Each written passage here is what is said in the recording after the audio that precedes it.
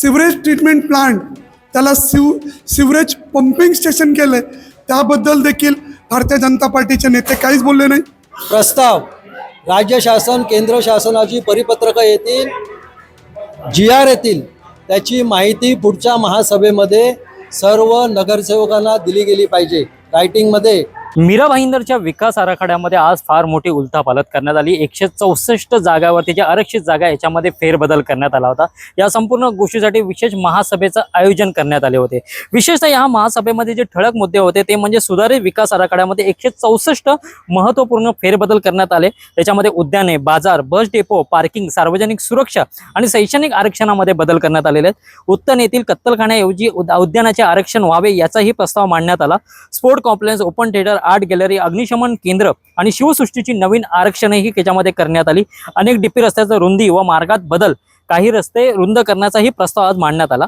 या संपूर्ण गोष्टीकडे नागरिकांना हरकती आणि ह्याच्या गोष्टीही सूचना मागवण्यात येणार आहे। परंतु या संपूर्ण गोष्टीमुळे आज जे सत्ताधारी आहेत आणि विरोधी पक्ष आहेत नेमकं यांचं म्हणणं तरी काय? सत्ताधारी म्हणतात की आजचं हे जी संपूर्ण महासभा झाली ही मीरा भाईंदरकरांच्या हिताची आहे, तर विरोधी पक्षातले जे बसलेले आहे, ज्या बाकावर बसलेले त्यांचं असं म्हणणं आहे की हे फक्त विकासकाला फायदा पोहोचवण्यासाठी ही आरक्षणामध्ये करण्यात आलेली बदल आहे। या दोघांचं सत्ताधारी आणि विरोधी पक्षाच्या सोबत सर्वसामान्य नागरिक जे समाजसेवक आहेत नेमकं त्यांचंही म्हणणं तरी काय?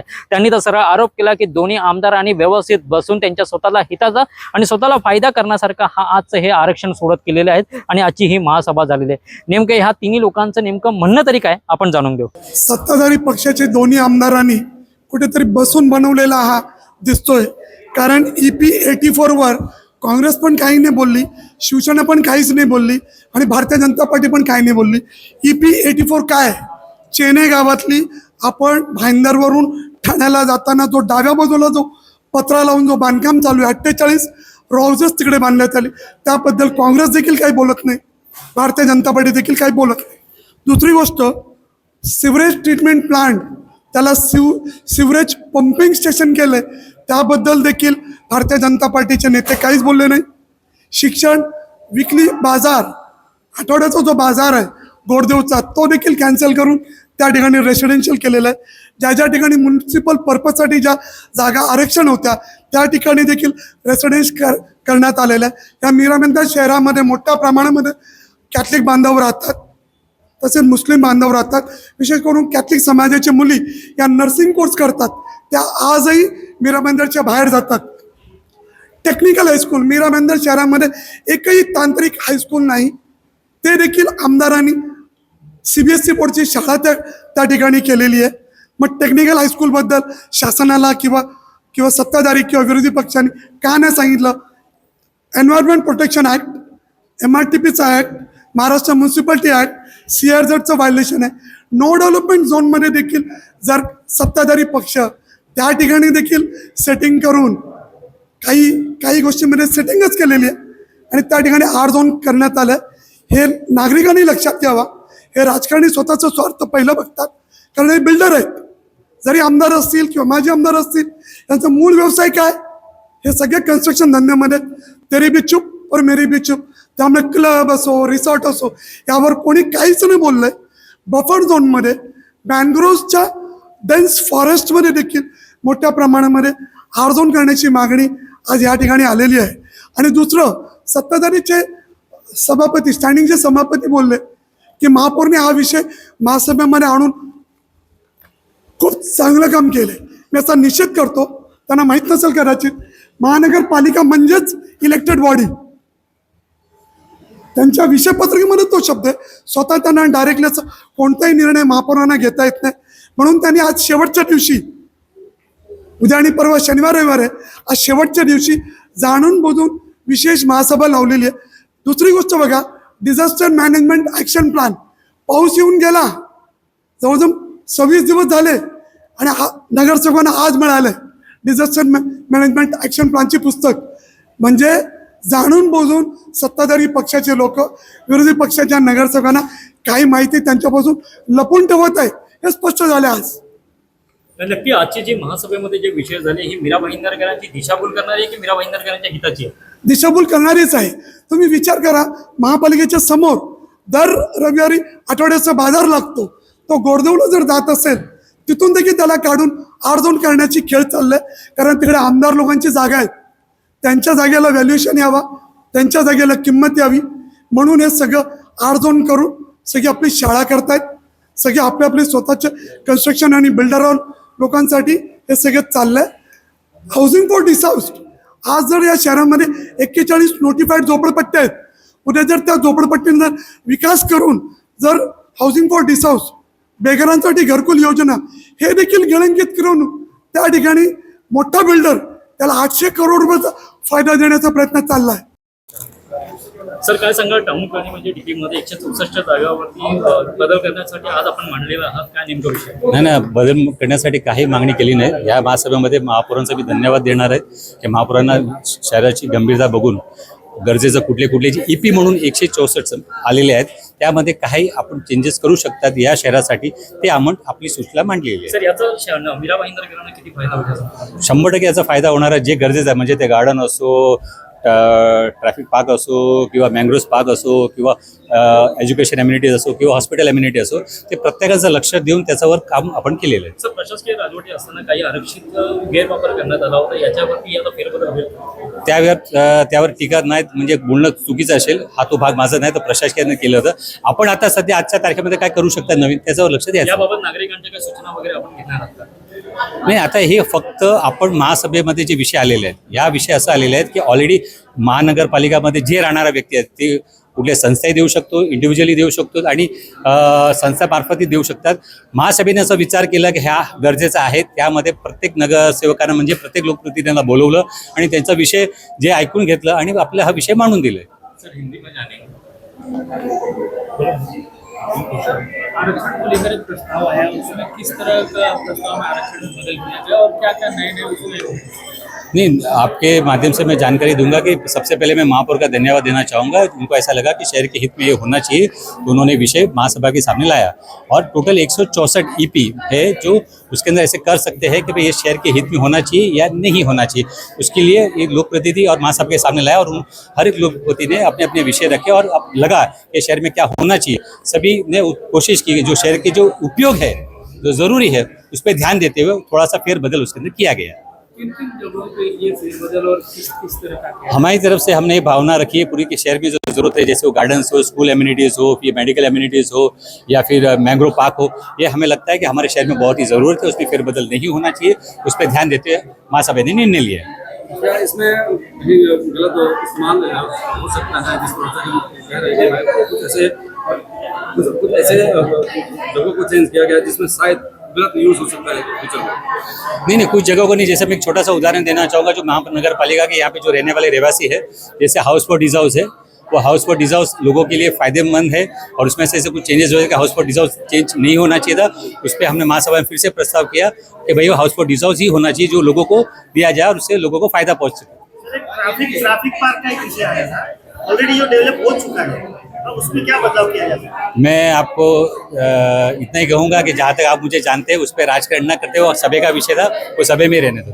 सवाल ये कि आप लोग भाई के जो विरोधियों ने विपक्ष दल ने जो आज विरोध किया है सभी रिजर्वेशन की जगहों का, तो वो क्या शहर के हित में है या वो अपनी राजनीति कर रहे हैं? विरोधी ने जो विरोध किया है, विरोधी ने अपनी बात रखी, उन्होंने अपना मत रखा कि रिजर्वेशन कौन से हित में होना चाहिए, और सत्ता पक्ष ने भी अपनी बात रखी कि कौन से हित में होना चाहिए. दोनों ने अपनी अपनी बात रखी और दोनों ने अपना अपना ठहराव रखा है. आपका क्या मत है? विरोधियों ने विरोध के लिए मुझे मेरा ऐसा मानना है, कुछ एकदम दिल से कहूँगा, मेरा ऐसा मानना है कुछ हद तक वो ठीक थे, लेकिन कुछ हद तक उनको अभाव नहीं था, जानकारी नहीं थी. अब जानकारी के अभाव के कारण उन्होंने वो विरोध किया है.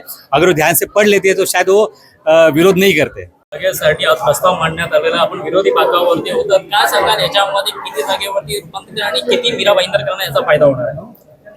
आज 10 जूनला हा जो प्रस्ताव आला महासभेसमोर, शहरातील नागरिकांनी समजून घेतलं पाहिजे, हे फार मोठं षडयंत्र आहे सत्ताधाऱ्यांचं आणि त्याला प्रशासन सुद्धा साह्यभूत आहे.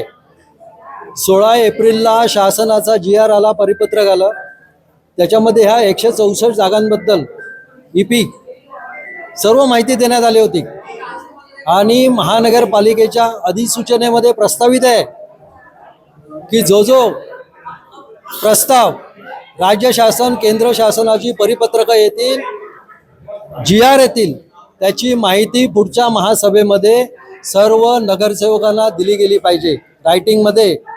याच्यापूर्वी ज्या वेळी सचिव साहेब होते त्यांच्या विचारा तुम्ही, ते द्यायचे एवढं मोठं बंडल. माझ्यासोबत रोहित आहेत जुने नगरसेवक, त्यांना पण माहिती आहे राज्य शासनाचे केंद्र शासनाचे सर्व GR नगरसेवकांना मिळत होते. हे GR प्रसिद्ध झाल्यानंतर 16 एप्रिल नंतर 2 महासभा झाल्या, त्याची कोणतीही माहिती नगरसेवकांना देण्यात आली नाही. त्यानंतर 12 जूनला राज्य शासनाने सजेशन ऑब्जेक्शन मागवण्यासाठी प्रसिद्ध केलं की 30 दिवसामध्ये तुम्ही सजेशन ऑब्जेक्शन द्या. त्याची ही माहिती जसं पब्लिश करायला पाहिजे होतं यांनी, इतर करतात ना, कुठे उद्घाटन होतं ते करतात, ते केली नाही. तुम्हाला ऐकून आश्चर्य वाटेल, शहरातील फक्त 5 नागरिकांनी कोकण आयुक्तांजवळ सजेशन ऑब्जेक्शन टाकलेले आहेत. आणि याच्यामध्ये आज तारीख 10 आहे आणि याच्यामध्ये एक महत्त्वाचा क्लॉज असा आहे की महासभेने आपले मत, आपल्या सूचना, हरकती पाठविणे गरजेचं आहे. त्या अनुषंगाने महापौरांनी आज मीटिंग लावली. कधी? 10 तारीखला, उद्या शनिवार रविवार, म्हणजे सोमवारी मुदत संपली. महासभेचं आज सूचना हरकती जाव्यात म्हणजे शेवटच्या दिवसाला, त्याच्या अगोदर नाही मीटिंग लावली. वेळ होता ना तुमच्याजवळ, स्पेशल मीटिंग लावायची होती ना, मग वेळ होता. मग 164 आरक्षणं जी आहेत ती त्याची कुठचीही माहिती त्यांनी पूर्ण दिलेली नाही. फक्त आरक्षण, गार्डन आरक्षण चेंज, रेसिडेन्स, दुसरं असेल शाळेचं असेल residence, eco sensitive zone residence. मग ही माहिती, डिटेल माहिती नगरसेवकांना मिळणार करी? तरी विरोधी पक्षांनी या 2 दिवसामध्ये फक्त जास्तीत जास्त माहिती मिळवलेली आहे. आणि जे रेसिडेन्स झोन यांनी कन्वर्ट केलेले आहेत, गार्डनचे असो शाळेचे असो, त्याला पूर्ण ऑब्जेक्शन घेतलेले आहेत. जे DP रोड अजूनपर्यंत कधी बघितलं होतं का DP रोडमध्ये चेंजेस होतात? DP रोड यांनी वाकवलेले आहेत. कोणाच्या फायद्यासाठी वाकवले आहेत? 16 मीटर 18 मीटरचा 12 मीटर केलेला आहे. म्हणजे आजचा प्रस्ताव मीरा भाईंदरकरांच्या हिताचा अजिबात नाही आहे. त्याच्यासाठी पूर्ण 164 जागांवर आम्ही ऑब्जेक्शन घेतलेलं आहे. सत्ता पक्षाने जो पहिला ठराव वाचला, सभापती महोदयांनी पहिला ठराव वाचला ना, त्यांनी, मी सांगितलं त्यांना तुम्ही पहिला ठराव वाचा, त्यावेळी त्यांनी सांगितलं घोषवाऱ्याप्रमाणे आम्ही प्रस्तावित केलेलं आहे.